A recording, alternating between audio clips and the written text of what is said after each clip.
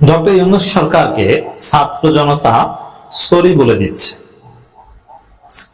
Doctor Yunus সরকারের অকাল মৃত্যু হয়েছে বলে দাবি করে ছাত্র জনতা এখন সরকারের গায়েবানা জানাজা আয়োজন করছে। যদিও এটা একটা বিশেষ পরিস্থিতিতে বা একটা বিশেষ ঘটনাকে কেন্দ্র করে, কিন্তু ওভারঅল চিত্র এটাই। পরিস্থিতি এভাবেই বদলে গিয়েছে। ডক্টর ইউনূস সরকার আর জনগণের সরকার নেই। এই ইউনূস সরকার এখন জিন, তার উপর জিন সওয়ার করেছে, চরমোনাই পীর বলেছেন এটাই। জনগণের আশা আকাঙ্ক্ষা থেকে দূরে সরে গেছে। দীর্ঘদিন এই সরকার জনগণের সরকার ছিল, জনগণ সমর্থন করত, জনগণ স্লোগান দিত, স্যার আপনাকে 5 বছর চাই। কারণ ইউনূস স্পষ্টভাবে বলতেন যে না, সংস্কার হবেই, সংস্কার কেউ ঠেকাতে পারবে না, একটা নতুন বাংলাদেশ আমরা বাস্তবায়ন করবই। এবং জোরালো ভাবে প্রফেসর ইউনূস বলতেন সংস্কার কেউ ঠেকাতে পারবে না, রিসেট বাটন, আমরা সভাপতিত্ব বলে গিয়ে একটা নতুন বাংলাদেশ গড়ব। মানুষ সেটাকে অ্যাপ্রিসিয়েট করত। কিন্তু ইউনূস এখন বলছেন যে না, আমাদের প্রথম অধ্যায় শেষ, এখন দ্বিতীয় অধ্যায় শুধুই নির্বাচন, মানে সংস্কারের চ্যাপ্টার ক্লোজ। সংস্কার কে করবে?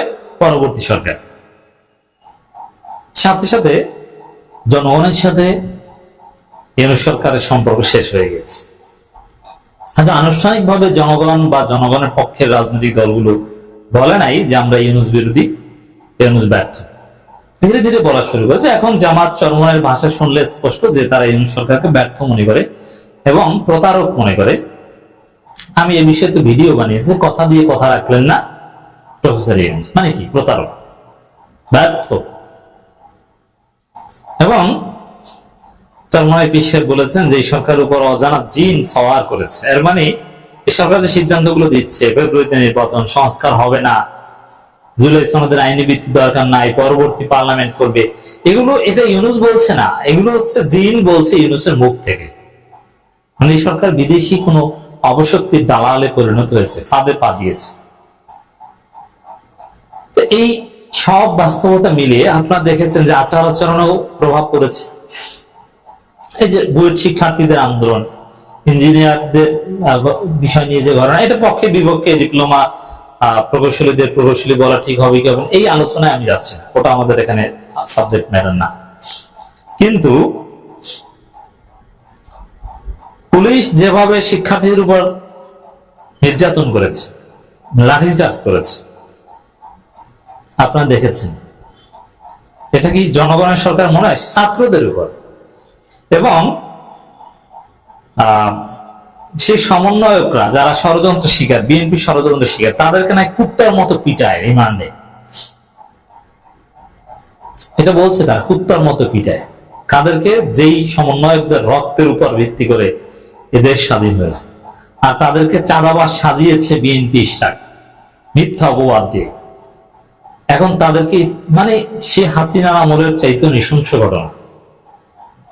আপনাকে আগে হাসিনা আমলে কি হতো? জঙ্গি সাজিয়ে তারপরে আপনাকে নির্যাতন করা হতো।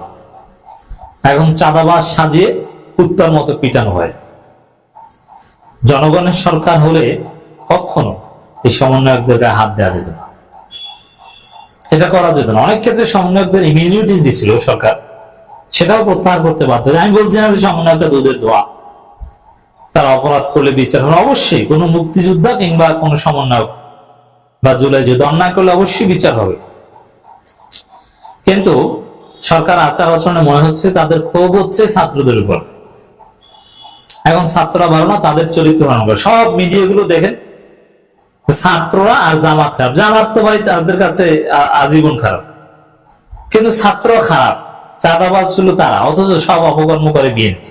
তাদের অপকর্ম নিয়ে কোনো রিপোর্ট নাই, তাদের অপকর্মের বিরুদ্ধে এমনকি আমার দেশ পত্রিকাও যথাযথ শিরোনাম করে না। শিবিরে কোরআন ক্লাসে হামলা করা হয় চট্টগ্রামে, এটা সুন্দরভাবে কোনো মিডিয়া হাইলাইট করে নাই। তারা বলে বিএনপি জামাত সংঘর্ষ, অথচ এটা শিবিরে কোরআন ক্লাসে ছাত্র দলের হামলা, শিরোনাম হওয়া উচিত ছিল। এটা কেউ করেনি।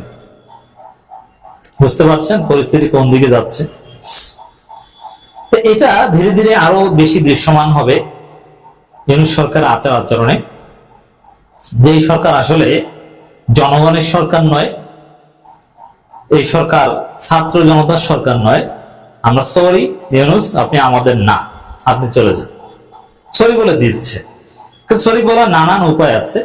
আপনি দেখবেন যে এই বুয়েটের আন্দোলনে শিক্ষার্থীরা নানান ভাবে বলছে এই সরকারকে না বলে। যেমন আবরার ফাহাদের ভাই ফেসবুক পোস্ট দিয়েছে যে এটা কি, এটা তো সেই হাসিনার আমলের পুলিশ, পরিবর্তন তো হয় নাই, ইউনূস তো পারে নাই। আবরার ফাহাদের ভাইয়ের বক্তব্যের সার কথা এটা যে ইউনূস ব্যর্থ, কোনো পরিবর্তন হয় নাই।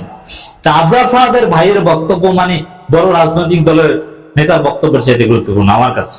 আপনি গুরুত্ব দেন না দেন, তিনি বলছেন যে ইউনূস সরকার ব্যর্থ।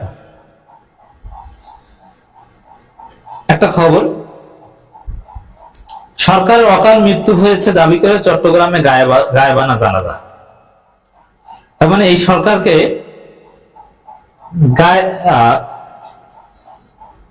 এই সরকারকে সরি বলে দিয়েছে গায়েবানা জানাজার মাধ্যমে, যে আপনারা পারেন নাই, আপনারা ব্যর্থ, আপনাদের মৃত্যু হয়েছে, আমরাই আপনাদেরকে বসিয়েছিলাম, কিন্তু আপনারা আমাদের পক্ষে নাই। আপনারা এখন কোন একটা বিশেষ গোষ্ঠীকে ক্ষমতা এনে দেওয়ার জন্য তাদের কথায় চলছেন। প্রশাসন, পুরো প্রশাসন যন্ত্র, পুলিশ সব বিএনপির হাতে তুলে দেওয়া হয়েছে। অতএব আপনাদের মৃত্যু হয়েছে। কথা ছিল সংস্কার করবেন, কিন্তু না, সংস্কারের চ্যাপ্টার ক্লোজ করে দিয়েছেন, এখন করছেন কারচুপি নির্বাচন। কথা ছিল জুলাই সনদ, জুলাই ঘোষণাপত্র বাস্তবায়ন করবেন, না, এখন বলছেন যে ওটা পরবর্তী পার্লামেন্ট করবে। এরকম কথা ছিল না, সংস্কার বাস্তবায়ন থেকে পিছু হটেছে, অকাল মৃত্যু হয়েছে। রাজধানীতে বুয়েট শিক্ষার্থীদের উপর হামলার প্রতিবাদ এবং 3 দফা। এই বুয়েট শিক্ষার্থীদের উপর হামলার ধরন দেখলে বোঝা যায় এই সরকার আর জনগণের সরকার নেই, ছাত্রদের সরকার নেই, খুব ছাত্রদের উপর। এবং সরকারের উপদেষ্টাদের আচার আচরণ সন্দেহজনক মনে হচ্ছে। প্রতিবাদ এবং 3 দফা দাবির বিষয়ে অন্তর্বর্তীকালীন সরকারের পক্ষ থেকে কোন সিদ্ধান্ত না আসায় সরকারের গায়েবানা জানাজা করেছেন চট্টগ্রাম প্রকৌশল প্রযুক্তি বিশ্ববিদ্যালয়ের চুয়েট এবং বেসরকারি প্রকৌশল বিশ্ববিদ্যালয়ের শিক্ষার্থীরা।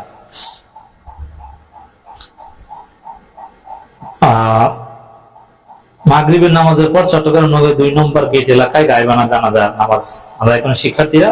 জানাজার শেষে বিশেষ মোনাজাত অন্তর্বর্তীকালীন সরকারের হেদায়েত কামনা করেছেন তারা। এরপর 2 নম্বর গেট থেকে সরে যান শিক্ষার্থীরা। আদৌ কি এই সরকারের হেদায়েত সম্ভব, না বিদায়ী সমাধান? আসলে হেদায়েত সম্ভব, যে কোনো ক্ষেত্রে হেদায়েত সম্ভব, কিন্তু সমস্যা হয়েছে যে ইউনূস নিজে অত্যন্ত দুর্বল চিত্তের লোক। প্রফেসর ইউনূসের সিদ্ধান্ত ফাইনাল, তার কাছের লোকদের মাধ্যমে জানতে পেরেছি। প্রফেসর ইউনূস বলছে এট এনি কস্ট, পাতানো হোক আর যা হোক, ফেব্রুয়ারিতে নির্বাচন আমরা করব। আর যদি কোনো কারণে ফেব্রুয়ারিতে নির্বাচন স্থগিত করতে হয় তাহলে আমি থাকবো না। যেহেতু প্রফেসর ইউনূস না থাকার সিদ্ধান্ত নিয়েছেন, এই জায়গায় হেদায়েত কামনা করে তেমন লাভ আছে বলে মনে হচ্ছে। তাহলে কি পরিবর্তন কামনা করতে হবে। এই সরকারের জানাজা প্রয়োজন, ওটা দাফন করে দিন। প্রধান বিচারপতির কাছে যেতে হবে, প্রধান বিচারপতির অবজারভেশন লাগবে, তার অবজারভেশন আলোকে গণপরিষদ নির্বাচন হতে পারে, তত্ত্বাবধায়ক সরকার কায়েম হতে পারে, এরকম হতে হবে। এই সরকার নিরপেক্ষতা হারিয়েছে, এটা বিএনপি সরকার। থানা, পুলিশ প্রশাসন, সচিবালয়, জেলা প্রশাসন সব বিএনপি দিয়ে দিয়েছে। বিএনপি নেতাদের কথায় সব চলে। উপজেলা প্রশাসন, সালাউদ্দিন আহমেদ কক্সবাজার যায়, একদম রানওয়ের ভিতর থেকে প্রোটোকল দিয়ে নিয়ে আসে ডিসি কক্সবাজারে, মানে মন্ত্রী এসেছে। তো এই পরিস্থিতিতে ইউনূস সরকারকে জনগণ সরি বলে দেবে, এটাই স্বাভাবিক। এই সরকারের মাধ্যমে এই মানে চারিদিকে আওয়াজ উঠেছে এই সরকার